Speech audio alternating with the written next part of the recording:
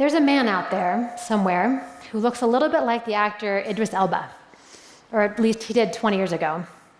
I don't know anything else about him, except that he once saved my life by putting his own life in danger. I was 19 years old and driving back to my home in Tacoma, Washington, down the Interstate 5 freeway, when a little dog darted out in front of my car. And I did exactly what you're not supposed to do, which is swerve to avoid it. And I discovered why you're not supposed to do that. I hit the dog anyways. And that sent the car into a fishtail and then a spin across the freeway, until finally it wound up in the fast lane of the freeway, facing backward into oncoming traffic, and then the engine died. And I was sure in that moment that I was about to die too. But I didn't, because of the actions of that one brave man who must have made the decision within a fraction of a second of seeing my stranded car to pull over and run across 4 lanes of freeway traffic in the dark to save my life. And then after he got my car working again and got me back to safety and made sure I was going to be all right, he drove off again. Never even told me his name. And I'm pretty sure I forgot to say thank you. So before I go any further, I really want to take a moment to stop and say thank you to that stranger.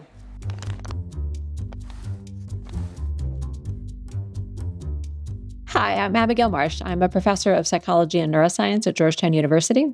I'm the author of the book The Fear Factor and the co-founder of the Society for the Prevention of Disorders of Aggression. You've been really interested in studying altruism and what makes people altruistic. Let's just start by, what is the definition that you use for altruism? So altruism is any behavior that is aimed at benefiting another person, improving their welfare. If you're a biologist, you don't really care about the intention. You do care about the outcome, and that you pay some sort of a cost for the behavior. If you're a psychologist, you mostly care about what the goal of the behavior was. You study altruism, you study what makes people do extraordinary acts of kindness or generosity for other people, but you also study it from the flip side, which is what makes people not care about other people, what makes people not willing to do generous or caring acts. Exactly. I see them as either ends of a single continuum. That's defined by how much people intrinsically care about other people's welfare. But from a scientific perspective as well, if you want to understand a phenomenon, it's really useful to try to study people who are missing whatever it is you're interested in. So if you're interested in memory, it's interesting to study people with amnesia. So because I'm interested in what allows people to care about others' welfare, it's really intrinsically interesting to study people who really don't seem to have the capacity to care about other people intrinsically. For example, people with psychopathy. So yes, that's who I study as well. You talk in the book several times about how people who do something that is incredibly altruistic. An example that you give is people who donate a kidney to someone that they don't know and probably will never meet. So they go through a painful and quite serious surgery to help someone else without any personal connection at all.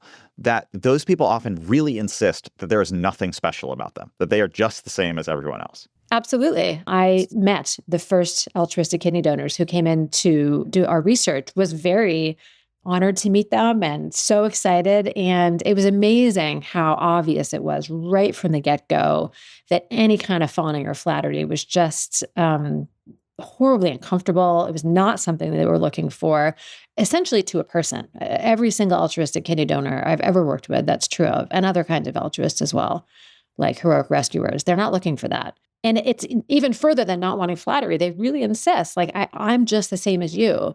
And I initially thought that was just a funny kind of bug, but now I think it's a feature. I think it's actually essential, because if you are going to take a big risk or, expend your own resources or energy to help a total stranger, you can't believe that you're more important than they are, because otherwise you should be the one who has all the stuff. Right?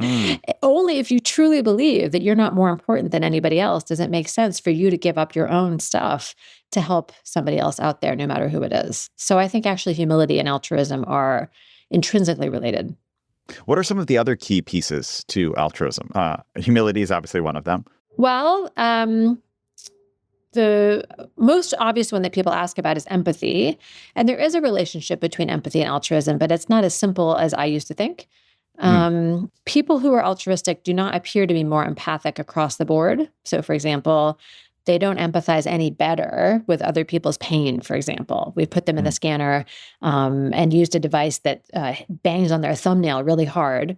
Terrible device. Hate that device. It's cool. We call it a thumb smasher colloquially, but we try not to call it that. Yeah. What's the technical term? Now I'm really fascinated. How do you say a thumb smasher in scientific language? Pneumatic pressure pain device. Pneumatic pressure pain device. Okay, wow. Exactly. Also, nightmare term, just as a 4-word sentence there. Yes. And I hasten to add that everybody gets to control their own level of pain. We are not doing anything and nobody is consented to. And then while they're still in the scanner, they watch over a real-time feed as a stranger has the same pressure pain applied to their thumbnail. And what we found is that the altruistic kidney donors do show more empathy with a stranger's pain. So their brain looks very similar when they're experiencing the pain and watching somebody else experience pain. It's literally kind of the neural equivalent of trying to put yourself in somebody else's shoes, mapping their experiences onto your own. But what was neat is that when we told everybody in the study, the altruists and the typical adults, to try to empathize, they all did it equally well. There was no difference. And so what that means is that it's not that the altruists necessarily can empathize better, but they do empathize. And the reason seems to be that they genuinely care about other people's welfare more. And we have lots of data points that that's true. And I think that's interesting because what it means is that most people, and we know this, can empathize just fine, right? Most people don't need to be taught how to empathize. It's actually pretty natural if the person on the other end is somebody you intrinsically care about, right? If it's somebody very close to you, somebody who's similar to you, somebody who shares your values. But then that empathy goes away when the other person is not somebody we intrinsically care about. So what this means is that altruists somehow have developed the ability to genuinely care about everybody, truly everybody. Maybe not to exactly the same degree, but even if you're a perfect stranger they've never met before, they already care that you are not suffering, that you are well. And that's really the core. Right. And that's the thing. We don't quite know where it comes from, but it clearly does exist. One of the ingredients to developing that ability, interestingly, seems to be having a high level of well-being. So not necessarily being happy all the time, but feeling like you're flourishing, feeling like you have what you need in life. And in general, we see that at a societal level, when people have higher levels of well-being, when they feel like they're flourishing, they have what they need in life, they're more likely to be altruistic towards strangers. So that's a good thing because it means that we don't have to choose between those two outcomes. Yeah, I mean, certainly, even just in my own personal life, right? I know it's a lot easier to be generous and to be, the best version of myself if I've got a good night's sleep and I'm not hungry or thirsty, right? I mean, the amount of arguments that I've had with people that I love that ultimately boiled down to you need a snack is extremely high. Yes, exactly. And that's the smallest level of this, I think. Yeah. But if higher levels of well-being translate towards more altruism, caring for more people, why is it that there seem to be, at this moment in our society, a group of people who have more than they could ever possibly need, and yet don't feel the need to use their wealth to give to other people? The state of being a billionaire, maybe there are exceptions, but you have the ability to, without almost any effect in your own personal life, transform the lives of other people. And very few people actually use it in that way. So my question is, does that have to do something with who we actually have compassion for, where our circle is? Are those people really generous to their children, but then when they see someone who is, suffering on the street, they just don't think of them as being in that same category? How do you explain that? Yeah, this is a really great and complicated question. And there's, I think, several prongs to the answer. One is that whenever you're talking about a group of people and the relationship between variables, so higher well-being, higher altruism, we're just talking about averages. So there's always going to be exceptions to that rule. And one of the things I always hasten to add, because it could sound like what I'm saying is, so people who are poor aren't kind. And I am absolutely not saying that. And, hopefully anybody who's ever been a person in the world understands that that's not true. However, it is true that as people have more sort of resources and wherewithal, they are more and more generous, especially towards strangers, on average, with big exceptions, wherever you are on that continuum. But the next piece of the puzzle is that it's intrinsically hard to talk about billionaires, right? Because there just aren't that many of them. It's a tiny fraction of the population. Nobody's ever done a study. But it's also a tiny fraction of the population who donate their kidneys. But would I love to do the study of billionaires? I would. But what I should mention is that it's important not to make too many assumptions about exemplars, because the types of exemplars that come to mind tend to be extreme. And of course, salient. And so things that are happening right now in the world result in different billionaire exemplars being brought to mind than maybe 10 years ago when we might have thought of Warren Buffett or Bill Gates, 100 years ago when we might have thought of Carnegie. Any one exemplar could tell a totally different story. So I would say the evidence tends to be, billionaires aside, because we don't have data on that, but it does tend to be that as people move up the well-being ladder, which is not exactly the same thing as wealth, but there's a little bit of overlap, they do tend to give proportionally more of what they have in terms of resources to others. They do. And again, there's lots of exceptions. It's not linear. However, it is statistically predictable. However, it's also true that there's a relationship between the desire for money and status and power and callousness. So it probably also depends on a little bit on how you came to be somebody with such high levels of well-being, whether we'll see the typical pattern or not. If you're somebody who came to acquire a lot of resources, through the fact that you just happened to be a brilliant person in the right place at the right time, developed a technology that makes, people's lives better and sold tremendously well, there's no reason to expect that you wouldn't be somebody who feels immense gratitude for what you've done in your life, how successful you've been, how lucky you've been, and then will pass it along. And that does happen a lot. But, there are other people for whom wealth and power were the result of the fact that all they've ever cared about is amassing wealth and power. That tends to be associated with more callous and psychopathic traits, no question. Those are the things that highly psychopathic people tend to be driven by, is status and resources and pleasure. And so if those were the causal forces behind your success, we might expect to see a different pattern when you achieve the success that you hope for. And the other thing is, to the extent that people's interest is in sort of relative status, that's a moving target, right? It's never enough if really what you want is to have more than the other guy, because your social circle and your basis for comparison just keeps changing. And so that's certainly a pattern that we see sometimes too. But then you also are researching something that is like a deep and profound, maybe the moral question of our time, which is, like, who do you care about and how do you care for them? I do think personally there is no more important question in the world than what makes people care about others and what causes them to harm them. I've heard you say that you have 3 key questions that you address and focus on in your research. Empathy. How do people understand what others think and feel? Altruism. What drives us to help other people? And then psychopathy and aggression. What prevents us from harming them? What prevents us from harming others? Tell me about that. Luckily, many things for most of us. So aggression is any behavior that's aimed at harming another person, or could be an animal, I suppose. And that's really important. Aggression has to be intentional. There was a period in time where I feel like a lot of things were getting labeled violence and aggression. Oh, and I should clarify, violence is physically harming somebody else. So there's social aggression, emotional aggression, bullying, ostracism, malicious gossip, those sorts of things. But, physically harming somebody else with the intention of harming them is violence. And there was a period in time, I think, when it was pretty common to call a lot of unintentional behavior that caused somebody else to be upset or, feel wounded aggression. But from a scientific perspective, that's not true. It has to be intentional.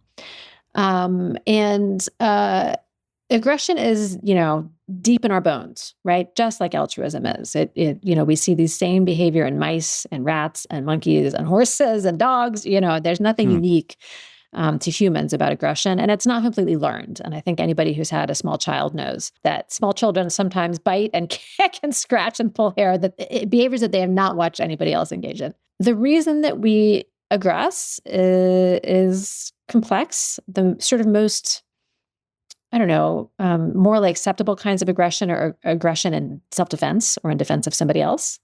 And so that is often true. It's the standard fight or flight response. If I think I'm going to get hurt, I will respond aggressively to defend myself. No big deal. The kinds of aggression we worry about more from a moral perspective, and certainly from a legal and social perspective, are aggression that's a response to not getting what you want.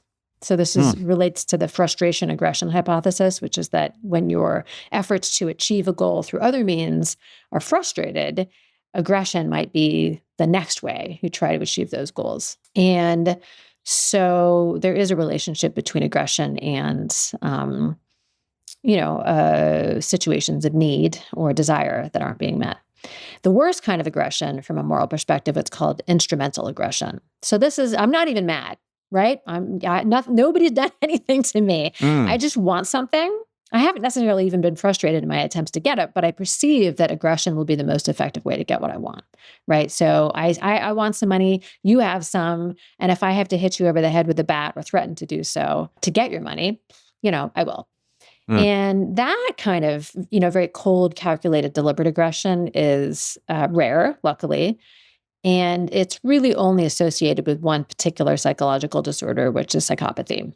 I feel like we have, at least in the United States, there's kind of like a very interesting, complex cultural obsession with psychopathy and psychopathic people. There's a whole very popular strand of entertainment that is just, true crime stories or what makes people do that. And you actually work with the real people, not the characters of this. Yes. I've certainly met many people who are very altruistic, but I've never met someone personally where I'm like, oh, they donated one of their kidneys to a stranger. It's like, how much is this hidden versus how much is this something where you definitely would know if you met them?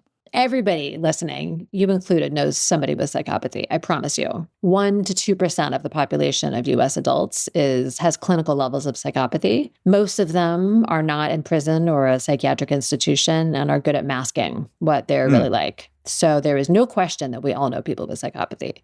So the reason I think that I haven't met someone who has this is because I have a false idea in my head that's like, this would be the person who, out of nowhere takes a hammer and just attacks me. Oh, luckily, no, usually not. And this actually comes back to your prior question of what keeps us from acting aggressively. So even people with psychopathy don't act aggressively most of the time. And the reason is that because what marks a good society is that in general, pro-social behaviors are rewarded and antisocial behaviors are punished. Like you have to have that be true to have a good society. If you are primarily rewarded by engaging in antisocial behavior, like you get good things by doing bad things, you're going to do more bad things. That's as fundamental a law in psychology as there is. And so society is set up so that aggression is generally punished. It's stigmatized. That's good, right? You will have fewer friends and fewer people will want to be with you if you are aggressive, especially in a sort of random or unjustified way. You may get punished in the legal system for being aggressive, or at least, the non-fully legal system. But for example, in school, you may get punished for being aggressive. And usually you won't get what you want, right? Because there are laws and structures set up to make sure that that is not how people get resources. It's just by being bigger and tougher and meaner than the people around them. And so for the most part, society is set up to prevent aggression. Now, again, there are going to be situations when people perceive that they can get away with being aggressive if that's what will get them what they want. And then for most people, they aren't aggressive in those situations, because they have a fully developed conscience. They have a sense of remorse and guilt when they hurt people. And so that prevents them from doing it in the future. Guilt and remorse are very good pro-social emotions. And they also have a sense of empathy. So they can simulate what the experience of the other person would be if they hurt them, and recognize that experiences like pain and fear that the other person would likely experience are bad. And most of us care about other people's welfare. And so we're just intrinsically motivated not to hurt them. So people with psychopathy live in the same society, right? They know all the rules and all the benefits from doing the good thing. But what they don't have is the ability to experience remorse or guilt. So those aren't stopping them from behaving aggressively. They also don't genuinely care about other people's welfare at all. True psychopathy means that other people's welfare is just not motivating to you. Doesn't mean you can't be a good person, right? You can still develop a moral code even without that. And I know many people with psychopathy for whom that's true. However, many people with psychopathy also have trouble regulating their impulses. Sometimes all the brakes fail and you end up acting aggressively when that's true. I wonder, I work in podcasting. I'm also a comedian. These are places where I know that by virtue of the fields, I encounter a lot of delusional, self-aggrandizing people, right? Like that, those pieces, and I'm not saying that I'm not one of them, but like those pieces of, psychology, those are definitely like overrepresented in the fields of entertainment and comedy, right? People who think like everyone should listen to me and I should be on stage while people are silent. Since a lot of what's happening with psychopathic individuals is they're responding to rewards and consequences rather than some sort of intrinsic sense inside of themselves of what it would mean to care about other people. Are there then fields where psychopaths are overrepresented because they reward those traits more than others? This is a good question. I don't think we have a great, like, rock solid sense of whether this is true. There have been some studies looking at, certain fields of business, for example, where there's very kind of high risk, high reward endeavors where you can make a lot of money, but there's a lot of risk you have to take to get it. That is the kind of setting that would attract people who are psychopathic because they're not deterred by risk. One of the critical components of a psychopathic personality is being relatively fearless, not learning from punishment or from being hurt. And so you're more likely to do things that other people would avoid because it's risky. And there's some evidence that maybe, especially fields of business that have that very high risk, high reward combination, have higher levels of people with psychopathy. There's some evidence that certainly the entertainment field may be filled with people who are higher in narcissism. I can confirm. I don't have a PhD, but I'll tell you, it doesn't take years of research to say that is true. Yes, I was going to say this did not take a lot on my part either. So that's one where they're like, "Yep, we can just accept that to the peer review journal right now. We don't even have to send it out. Publish it." Journal of the Clinically Obvious. Yes. Yeah. And narcissism is not the same thing as psychopathy, but they do overlap.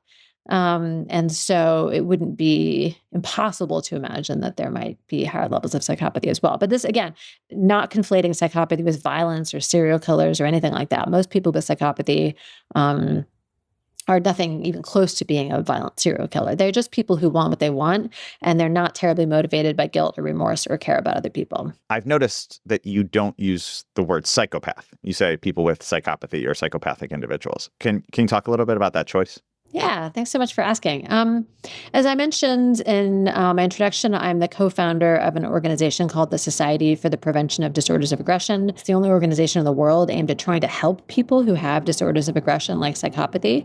And one of the really important goals of the organization is just to reinforce that disorders of aggression, meaning psychological disorders for which a primary feature is engaging in aggressive behavior, are psychological disorders. They have every hallmark of psychological disorders, including the fact that they're pretty strongly heritable. So there's a strong genetic component. They're associated with different patterns of brain development. And it's not that people choose to have these conditions. They can choose not to have them, right? You can absolutely choose a course of treatment that will cause you to not act this way anymore. And that's important to remember. But it's a disorder. And psychology has stopped referring to people as their disorders for many years now. It used to be commonplace to call people with anorexia anorectics, or as people with depression, depressives, defining them as their disorder. And it's interesting how psychopathy has sort of not been caught up under that umbrella, but even by many psychologists. They're still called people psychopaths. But I think that's dehumanizing. And, I understand why people don't experience compassion for people with psychopathy. I get it. But they're still human beings. They didn't choose to have the disorder that they have, and they can be treated. And I think many of them actually really would like to be treated and be able to live a much more typical, flourishing life. And so the first step is just remembering they're people and that they have psychopathy. They're not psychopaths. So it's a word I try to avoid. What are some of the smaller, maybe less dramatic traits of psychopathy that we might notice in a loved one or even in ourselves? I'm going to tell you, first of all, it is hard because, again, almost everybody I've ever talked to who has psychopathy says that they spend a lot of time masking. So they figured out how normal people look and act, and they've all, not even normal, they've figured out sort of what are the best ways to act to get what you want in a given situation. Oftentimes, the best way to act is to be really nice. Like really nice. And so people with psychopathy can be wonderful friends, and they can be fantastic people to spend time with because they've learned that by being really nice and fun and a good person to hang out with, that's a good way to get what they want later down the road. That's not necessarily bad as long as the thing that they want is not something that it's bad to want. But I will say that there are some clues that you can look for. One of which, again, is an unusually fearless temperament. So people with psychopathy, it's not that they're unemotional across the board, but they don't seem to be afraid of risks the same way that other people are, that they just don't seem to be deterred by the possible risks of their behavior, including punishment. So they're more likely to do things that most of us would be like, oh my gosh, aren't we going to get in trouble? And they're like, well, maybe we will. I don't care. And then you're also looking for a pattern of behavior that seems to exploit other people across contexts. So the big mistake people make is saying, well, I don't like that person. They must be psychopath. It's like, no, maybe they don't like you either. And they're a really nice person in every other setting. And you think they're psychopathic because you and they have a bad relationship. That's not the same thing at all. You're looking for a pattern of exploitative behavior, again, across situations. So this is a person who doesn't seem to have any great relationships where like they and the other person really are mutually supportive and loving, right? It's just like kind of a lot of shallow relationships or relationships based on kind of mutual benefit rather than kind of long-standing ties. Like they may not have like long-time best friends that just like to hang out together. They have a lot of colleagues who are, you know, together for mostly beneficial reasons. You also sometimes will look for people who different people think very different things of. So some people will say like, that person is not trustworthy at all. They are, you know, I've seen them lie. I've seen them manipulate people, and other people are like, oh my gosh, you're kidding me? They're the nicest person in the world. And when you get enough of that variation across different people's opinions of someone, it means that they're masking some of the time, or that they're chameleon-like switching the way that they present themselves depending on the situation that they're in. And there's more than one reason somebody could do that, but it is at least correlated with being more psychopathic. Let's say you're a parent. There's someone who's listening, they're a parent. They heard what you just said. Yeah. And they're like, wow, that actually does ring true for my kid. Yep. I love my kid. I want to give them the best life. Yep. What practically can they do, since, like you said, there's only one organization in the whole world that is doing this? So, yes, a subset of parents out there have kids that they're worried about for behavioral reasons. They think, you know, my kid really does not respond to punishment at all. Like, and I'm not talking about harsh punishment. I'm talking about like timeouts and getting your iPad taken away and, you know, the normal things that parents do to restrain behavior. And the kid just does not respond. They are very defiant. They don't seem to care if they hurt other people. They lie a lot. Maybe they steal things when nobody's looking. And it's behavior. It happens at home, at school. It happens in so many settings that there doesn't seem to be like a particular trigger for it. It's like more of a personality trait. This is cause for concern. You should not let this you should not just hope this goes away.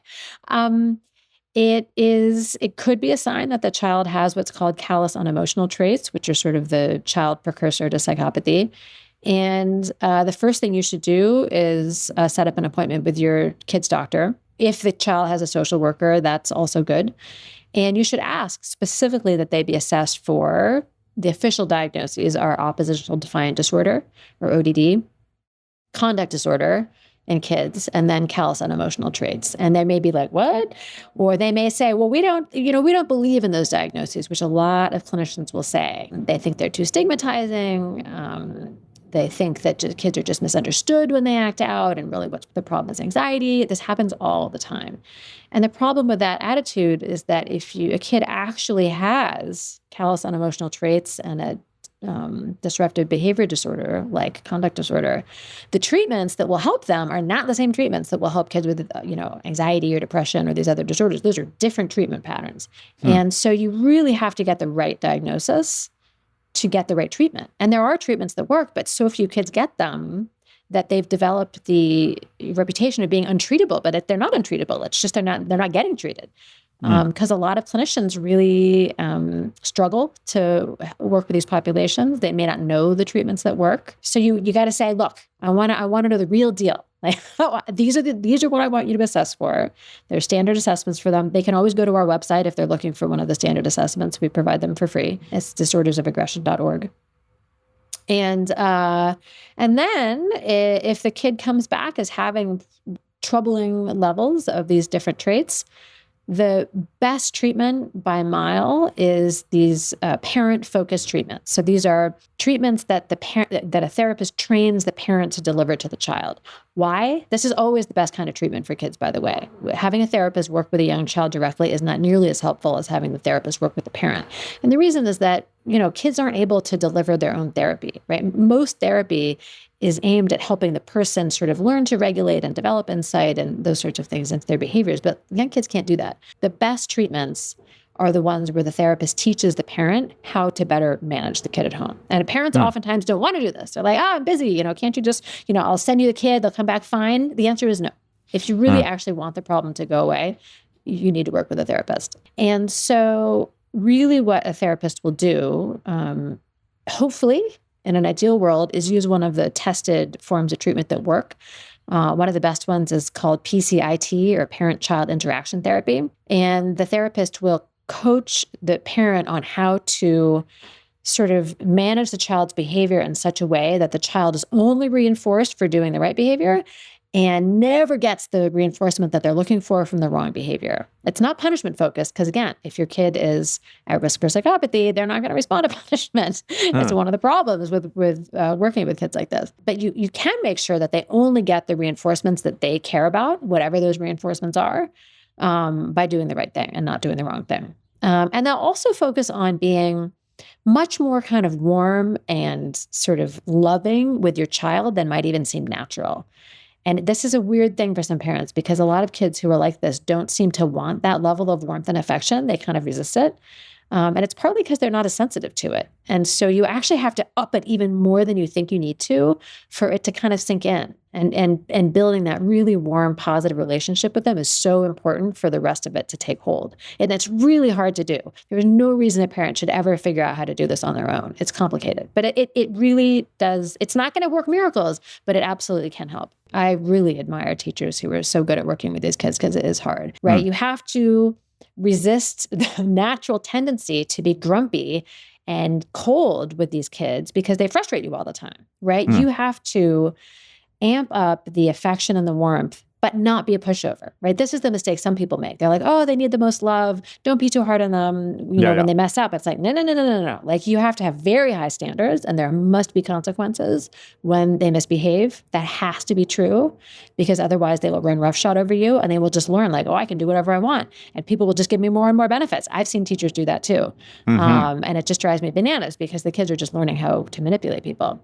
So coupling those high standards and high expectations with genuine warmth and love and affection is the secret sauce. It's a very difficult balance to strike, but people can learn to do it. But what if you are an adult? Yeah. And you have this feeling that actually some of the ways that you're describing psychopathy and those challenges, that actually sounds a little bit like me. What if someone is thinking that? What can they do for themselves? One of the members of my organization's board, Emmy Thomas, had that discovery when she was talking to an office mate in her 20s, just telling her office mate about herself. And the office mate said, have you ever considered the possibility that you could be psychopathic? Interesting.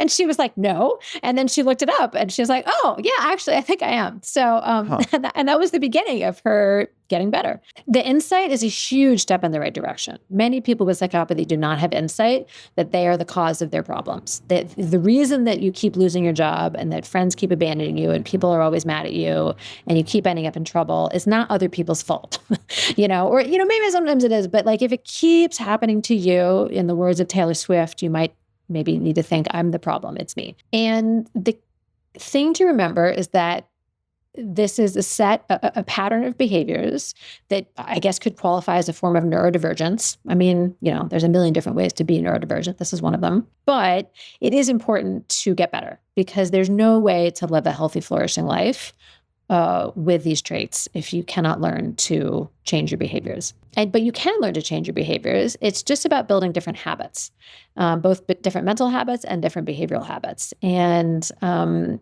the most effective way to do that is, again, with a psychotherapist, not a psychotherapist who's going to do kind of woolly insight-based therapy or art therapy or all these different kinds of therapy that have no scientific basis. There are a few kinds of sort of cognitive behavioral type therapy. So cognitive behavioral therapy is one of them.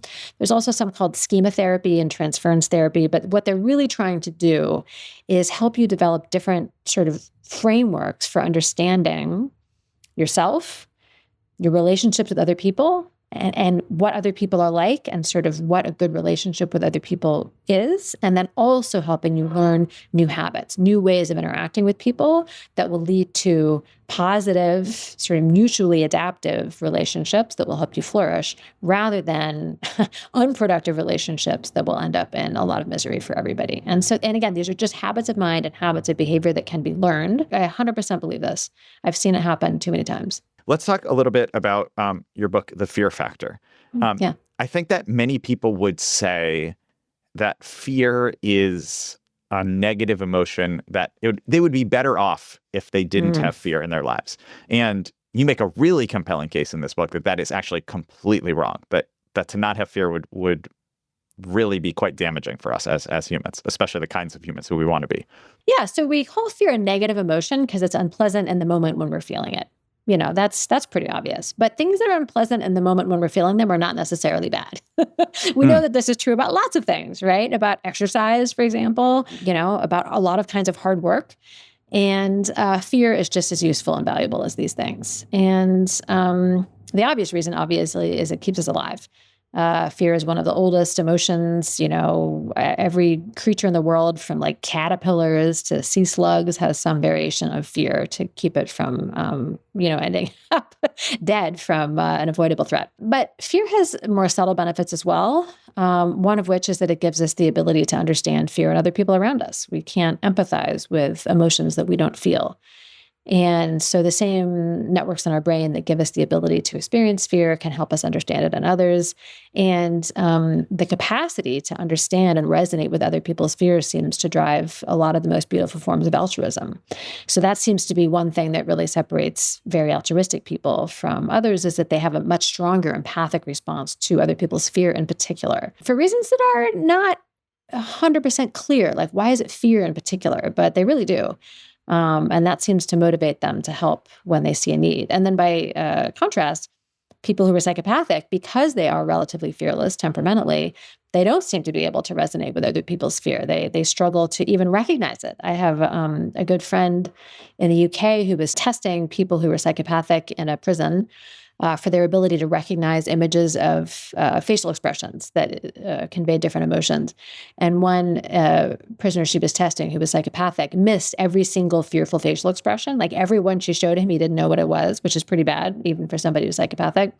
And then he got to the very last one and he said, I don't know what that expression is called, but I know that's what people look like right before you stab them. And so I think fear is one of those emotional experiences that sort of binds us together and keeps us looking out for one another's welfare, not just our own as well.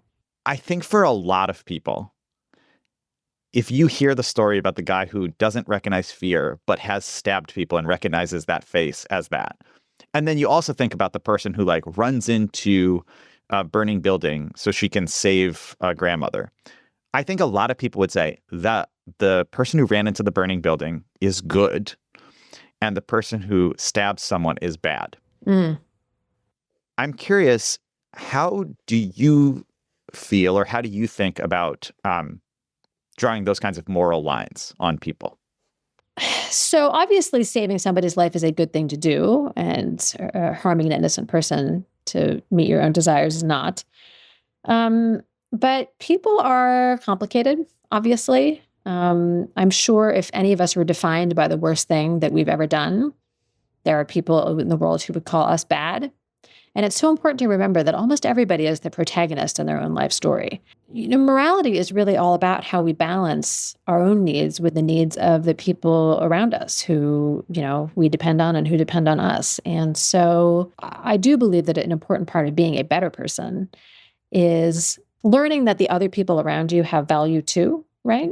And to put more weight on what matters to them, on what they're thinking when you act, and a little less weight on yourself, seeing yourself as, part of the larger fabric rather than as the star of the show, because we know that way lies narcissism.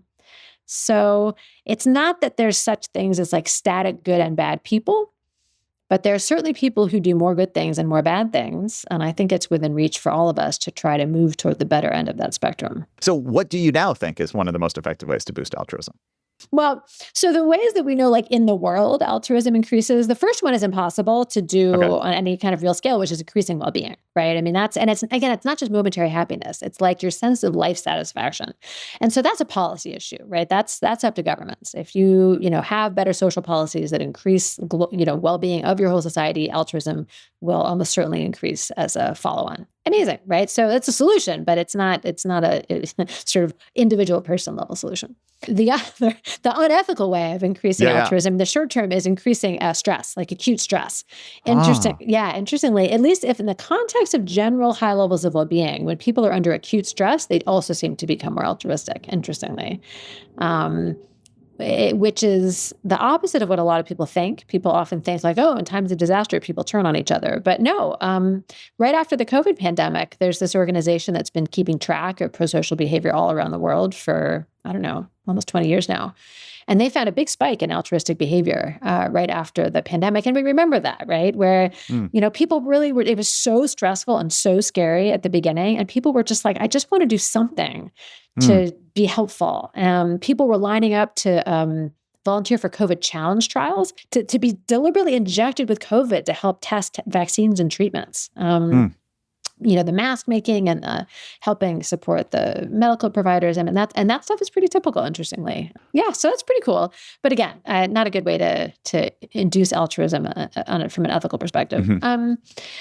Probably the best way to do it durably is sort of like what I was talking about when it comes to reducing psychopathy. It's building better habits both of mind and habits of behavior that change the way that you think about other people and the way that you sort of habitually respond to people. There are behaviors like gratitude journaling. We know that like expressions of gratitude are a really good way to induce humility and induce prosocial emotions. You just have to actually start behaving like the person you want to be. Too many times, I think we assume that the desires and the sort of internal traits come first and the behavior comes second, but it's usually the other way around, right? Once you've started treating people nicely and seeing like, oh, this kind of feels good and seems to make my life better and I'm enjoying my life more. And those rewards make you want to do it more. Thank you so much, Abigail Marsh. This was such a pleasure talking to you. And really, I mean it when I say we could have talked for like 4 more hours. So this was fantastic. Well, thank you so much. I really enjoyed myself.